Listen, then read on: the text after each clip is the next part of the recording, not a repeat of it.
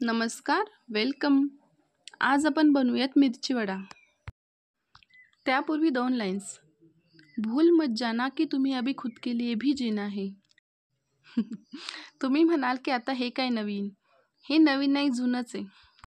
प्रत्येकाला ना काहीतरी कामाचं टेन्शन असतं, परिस्थितीचं टेन्शन असतं, कुठल्या ना कुठल्या गोष्टीचा लोड असतो. पण त्या सगळ्यातून आपण आपल्या स्वतःसाठी काहीतरी वेळ दिला पाहिजे. आपल्याला जे आवडत असेल ते करायला हवं. आजची रेसिपी खास माझ्यासाठी आहे. आजची मिरची वडी मी खास माझ्यासाठी बनवत आहे. बाहेर पडणारा पाऊस, गरमागरम मिरची वडी आणि सोबत गरमागरम चहा. वा, एकच नंबर. प्रत्येकाने ना थोडंसं स्वतःसाठी देखील जगायला हवं. मिरची वडे बनवण्यासाठी मी 2 बटाटे उकडायला टाकले आहेत आणि बाजूलाच मिरच्या कापून घेतल्या आहेत. मिरच्याला एक चीर पाडायची आहे आणि त्यामध्ये जे बी आणि जो काही भाग असतो मिरचीच्या आतला तो काढून घ्यायचा आहे. म्हणजे वडा बनवताना जे स्टफिंग आपण मिरचीमध्ये भरणार आहे ते व्यवस्थित बसलं पाहिजे. वडे तळण्यासाठी बेसन पीठ तयार करत आहे. बेसन पीठ घेतलं आहे, त्यामध्ये थोडीशी हळद, जिरं, ओवा, धने पावडर टाकले आहे, मीठ टाकलंय आणि व्यवस्थित मिक्स करून घेत आहे. बेसन पिठाचं हे बॅटर तयार करताना आपण गरजेप्रमाणे पाणी टाकणार आहोत. एकदम पाणी टाकलं तर बॅटर पातळ होण्याची शक्यता असते. तुम्ही पाहू शकता इथे छान बॅटर तयार झालेलं आहे.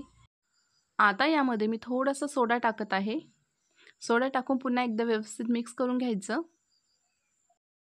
फार जास्त घट्ट किंवा फार जास्त पातळ बॅटर आपल्याला बनवायचं नाही आहे. इथे दाखवल्याप्रमाणे कन्सिस्टन्सी ठेवावी. बटाटे शिजलेत, कुकर थंड झालाय. आता मी ते बटाटे काढून घेत आहे.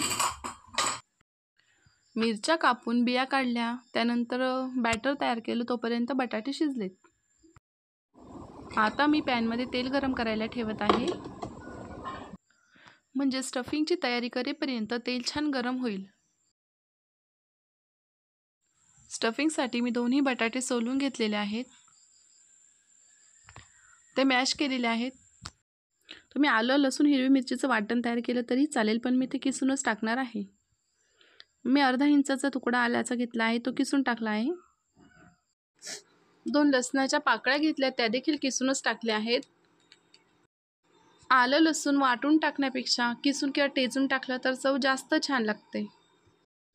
आलं लसूण किसून झालंय. आता बारी आहे मिरचीची. मी ते एकच मिरची टाकणार आहे स्टफिंगमध्ये.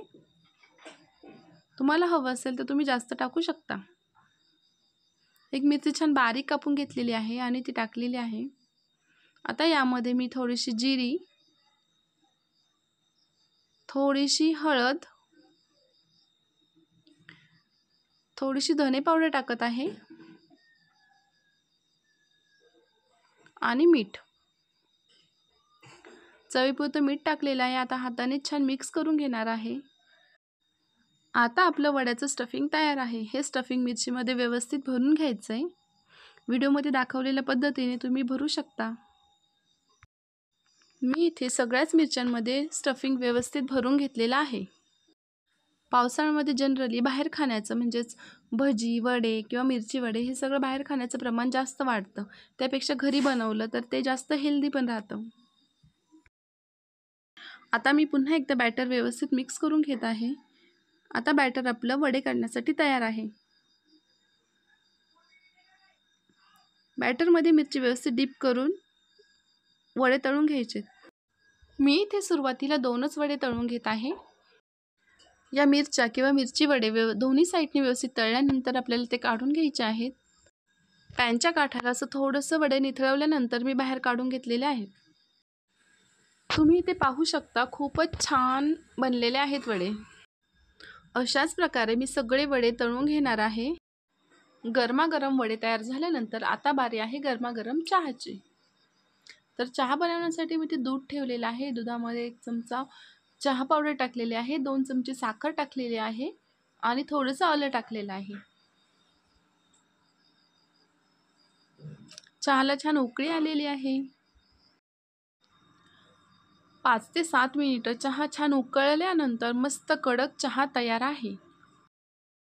आणि आता आपला मस्त चहा तयार झालेला आहे.